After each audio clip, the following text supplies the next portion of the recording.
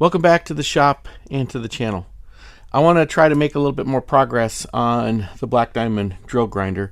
I really want to be able to put this thing to use more, but I'm afraid that if I don't get these wheels dressed, I'll end up damaging them, and it's just going to be harder to get them in proper working order. I already have the base for the wheel dressers completely machined. That's mounted to the drill grinder itself. Now I need to work on the pivot arms that will actually do the dressing operation on the wheel. So I drew these pivot arms up in Fusion 360 and printed them so I could get an idea of how they might work, checking them for size and length. This one right here, it pivots on this piece down here. This square up here at the top is where a diamond nib will be held in a holder, and this is a sort of a 3D printed representation of what that might look like. And then the entire thing pivots down here on the base. This little arm that's sticking out here, that I'm going to have to redesign, and you'll understand why before this video is over. Now the pivot arm that's on the edge for the back of it is a little bit different, where the arm is angled. Same nib holder, and the top square on both of these is identical. The difference really is this vertical piece and the angle at which it attaches to the pivot. So for these pivot pieces down here at the bottom, I've got some cold rolled steel here, polished and ground, and we'll get this over to the lathe.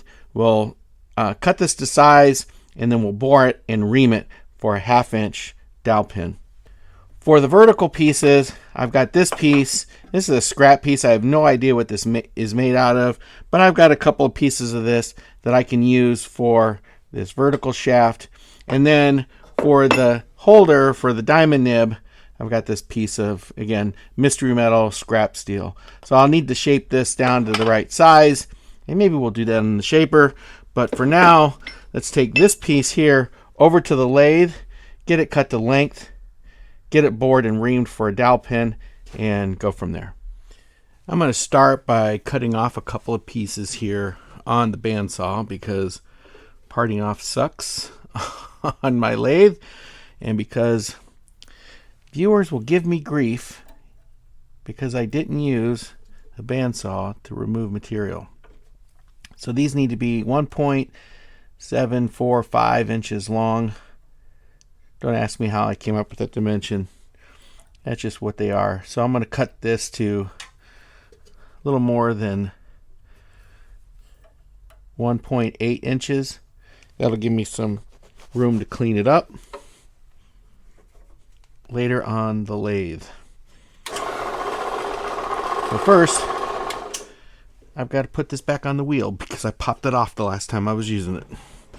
One of these days I need to spend some time cleaning this thing up. It has become loaded with chips. They are everywhere, and it definitely needs a clean. Just got to find the time to do it. So we'll loosen this top wheel. I like to strum the blade like a guitar, so I get a pitch like that, and usually that's tight enough.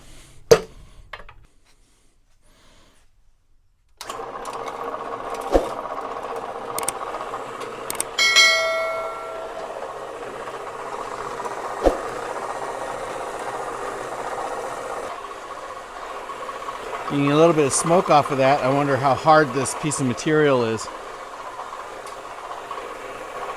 Hopefully I don't have any trouble turning it on the lathe.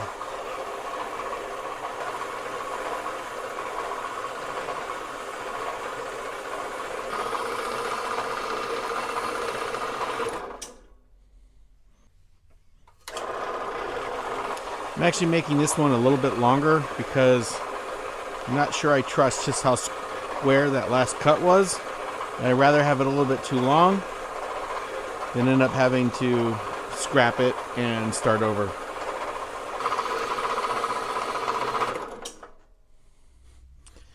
Alright, I'm over here at the South Bend lathe, and first thing I'm going to do is chuck this up and face off one side. And then I'll flip it around. We'll face it off again. Then we'll measure it for length. See how much we need to remove.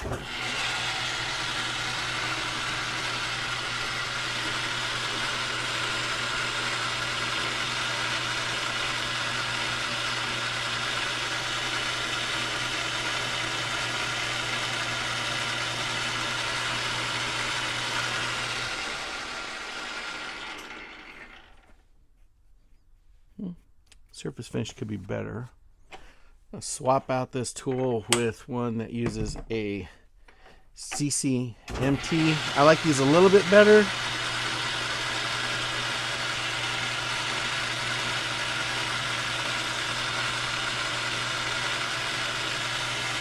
course, I am going kind of fast.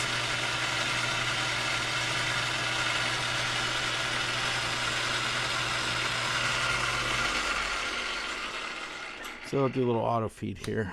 Switch this.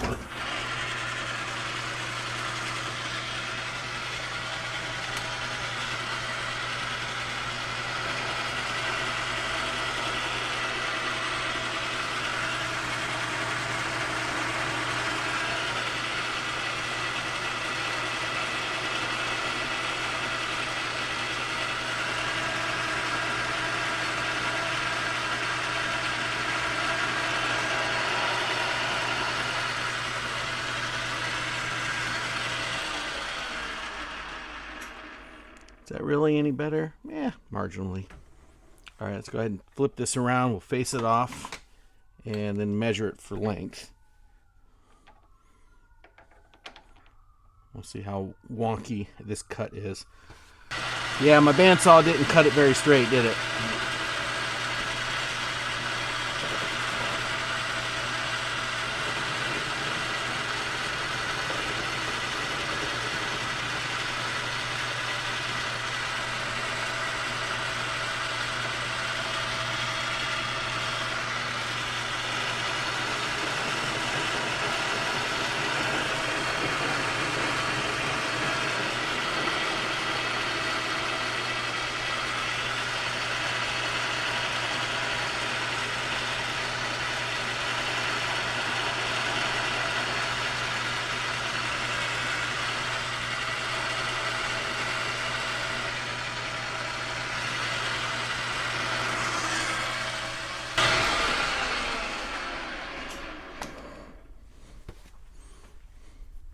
Let's take this out, measure it for length, see how much we have to come off. I want this to be a pretty snug fit, just a loose fit in that base unit.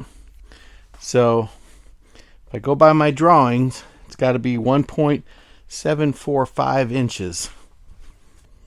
So this is 1.858, right? Yep.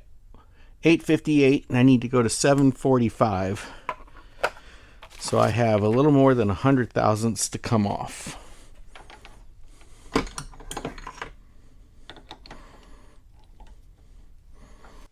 I'm going to touch off on the end of this piece, because then I'm going to set my travidile to 0, and I'm going to use that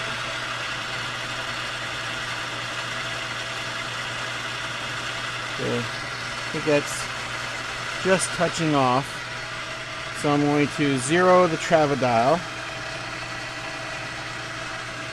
and use that for how much I will have removed. Let's try, see if 15 thousandths is possible. Should be. How about 20, how about 30 thousandths? Can I do 30 thousandths on this lathe?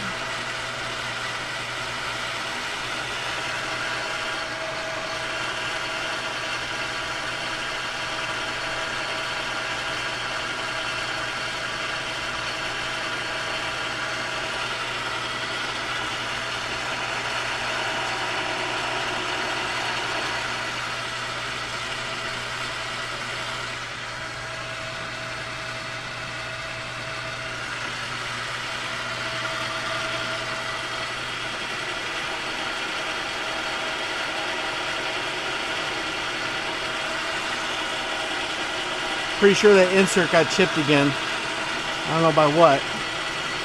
Cheap inserts, I guess. That's what I get for buying cheap inserts.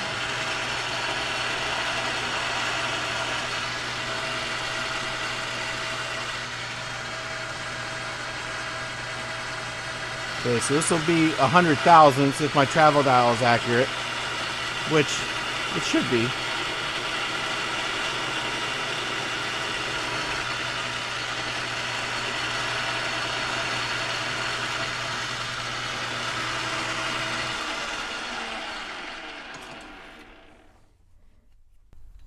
Going for 745, and we're at 750, 64, so a little less than 20,000. Oh no, wait, here yet again.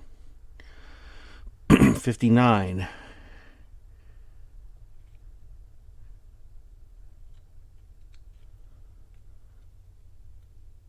759. Boy, I'm getting weird measurements. Is that just crappy surface finish? We're gonna say 759. So that means I have 14 thousandths to come off, right?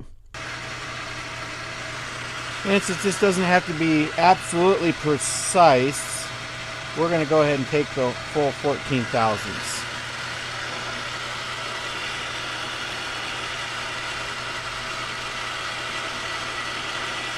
I have the feeling I'm going to be taking off more.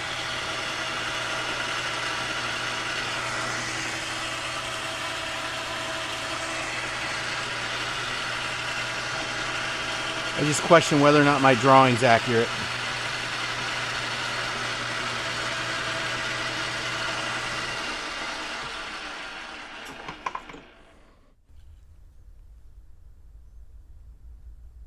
Hmm. 750. So depending on where I measure this, 750 to 752. So it's probably going to be a little bit long. Maybe 3 thousandths. We'll see. I don't want it to have very much play at all when it's in that base. Okay. It's like 3 thousandths there.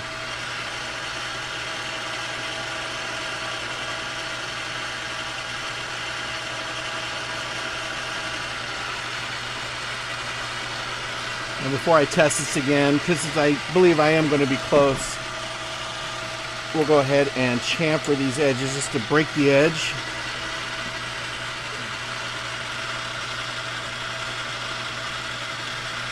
That's enough, and we'll flip it over and chamfer that edge too, and then we'll go do a test fit.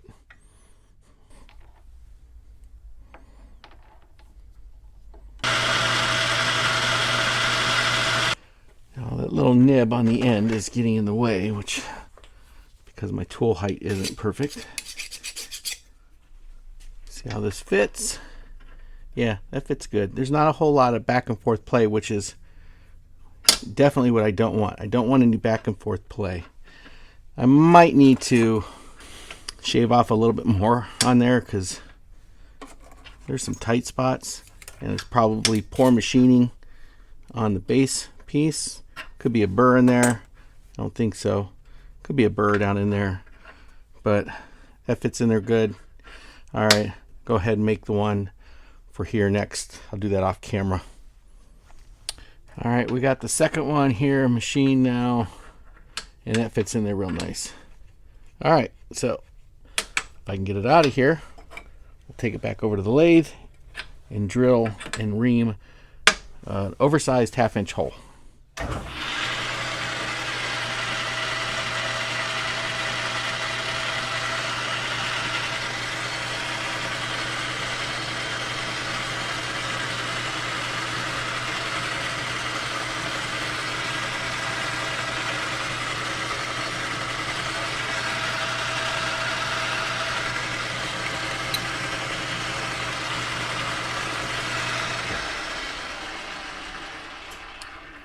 All right, got a little bit of anchor lube there to drill that spotting hole center.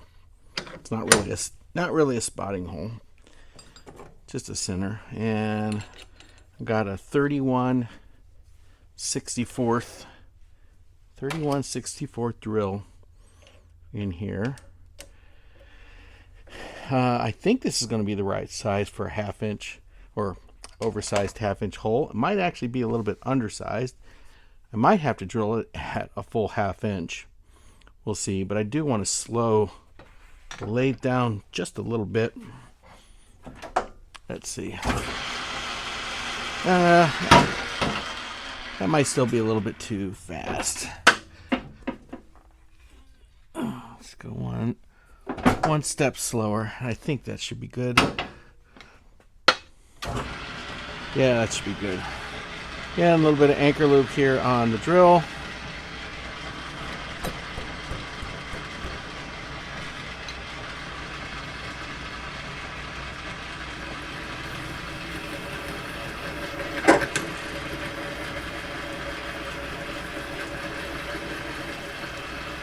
Some hard material. You can see that drill bit twisting. I don't know if you noticed that.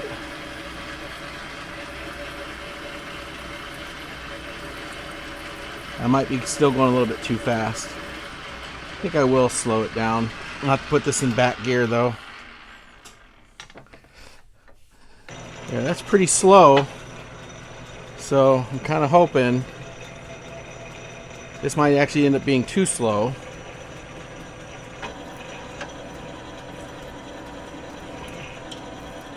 Either that or you need to drill a pilot hole.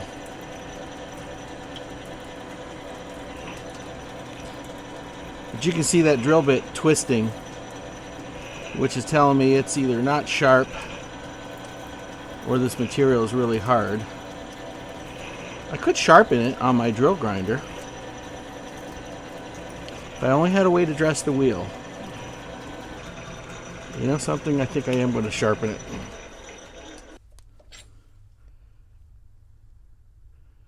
I'll be back. Okay, I went ahead and sharpened that off camera on the black diamond. Yeah, the wheel's not dressed, but we're working on remedying that. So it might not be perfect, but might be better than nothing. I'm thinking I might be able to speed this back up then. That's not a bad speed right there.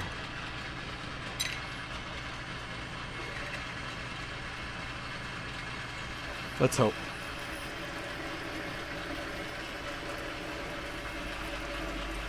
That's some pretty good chits coming off of there. So I guess that drill sharpener does what it says it's supposed to do. Sharpens drills.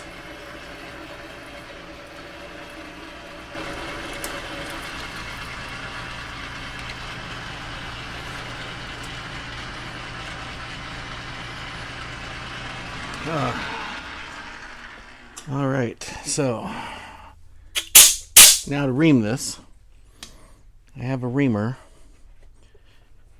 502 thousandths or 503 thousandths, I forget which. But the question that I still haven't quite really researched well enough is, what speed should a chucking reamer be run at? But I think for now, we're going to run this at the same speed that I just ran that drill through.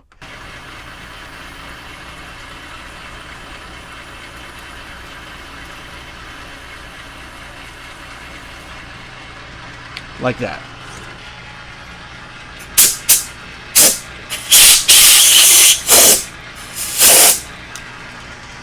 So I think this material is going to need to be brought down just a little bit.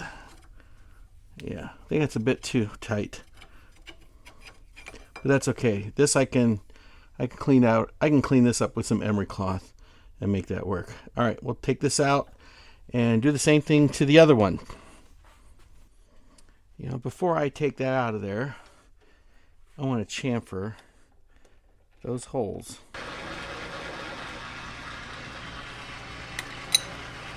I'll flip this around and do the same thing to the other end.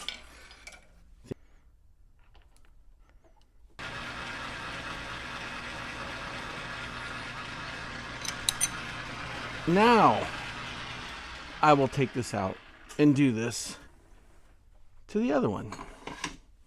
I'll do that off camera. bring it back when I'm done.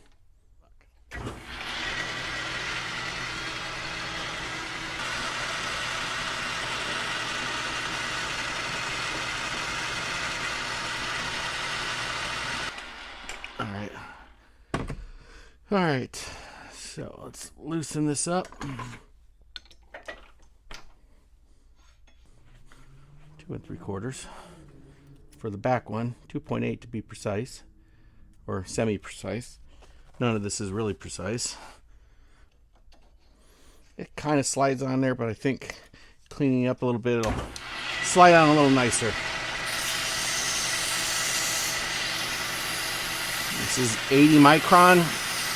I don't know what that translates to grit.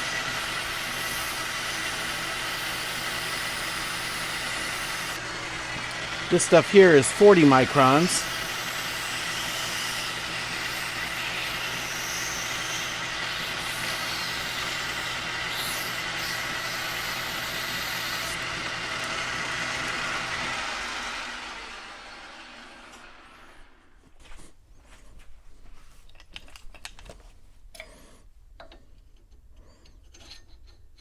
Yeah, I like that.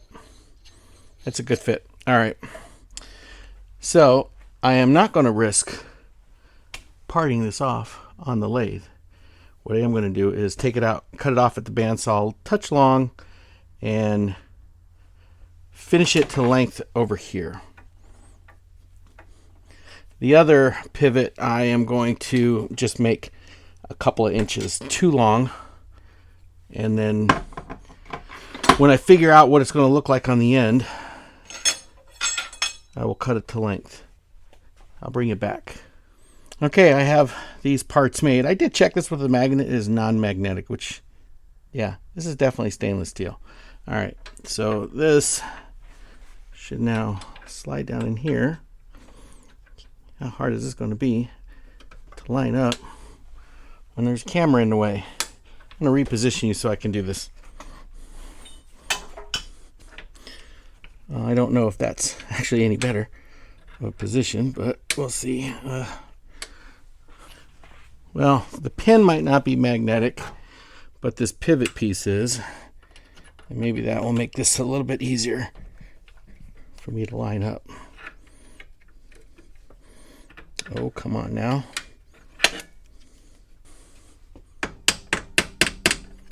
There we go.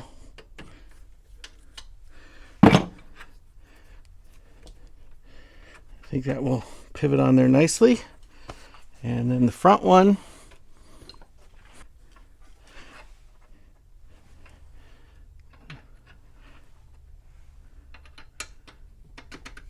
There we go. Now this one's extra long because of the mechanism that will pivot on that. When this is in place, there'll be a plate between these two, and this plate will pivot. Something like this one, right? This will pivot, and as it pivots, it moves this back and forth. So I've left this long. If I have to drill and tap the end of this, it's going to be fun. All right, well, I've got that piece done. Now, I'm not sure if I'm going to machine this riser or machine this block, or if I'm going to make this nib holder, carbide nib holder. I think I'm going to do this block next because I'm going to have to single point thread this. I believe I have a tap that I can use in this, and then I can use this to check the fit of the threads. So I might make this next. Now back to why I made this pivot pin here long.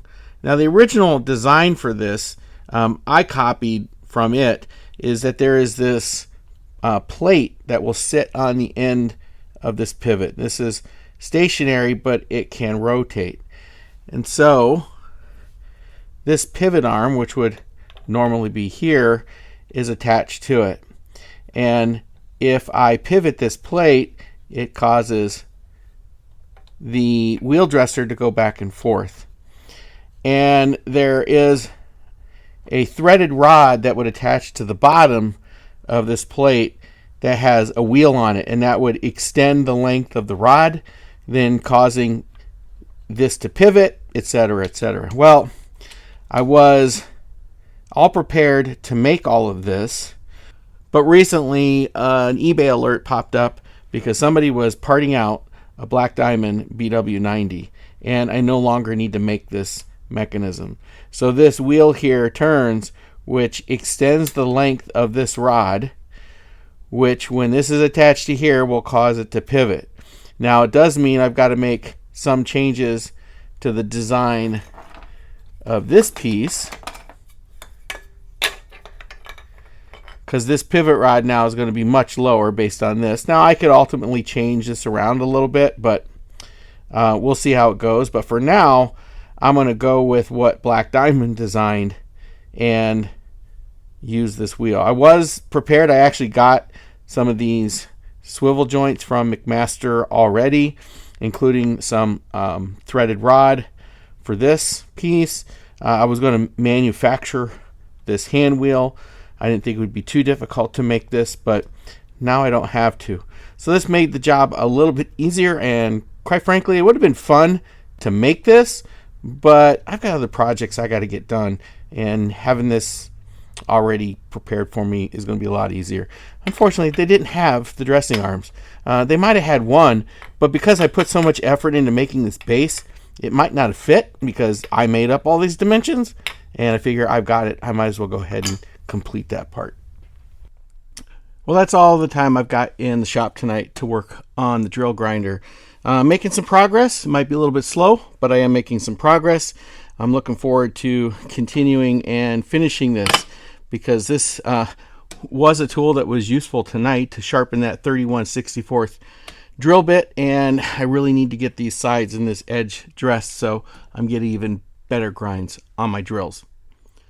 Well, I hope you liked the video. Give it a thumbs up if you did. If you're not a subscriber, consider hitting that subscribe button. They don't cost you a thing. And if you hit that bell icon, it'll notify you when I publish a new one. And if you'd like to support the channel in other ways, there's some links down in the description. Well, that's it for now. Thanks for watching. I'll see you on the next one.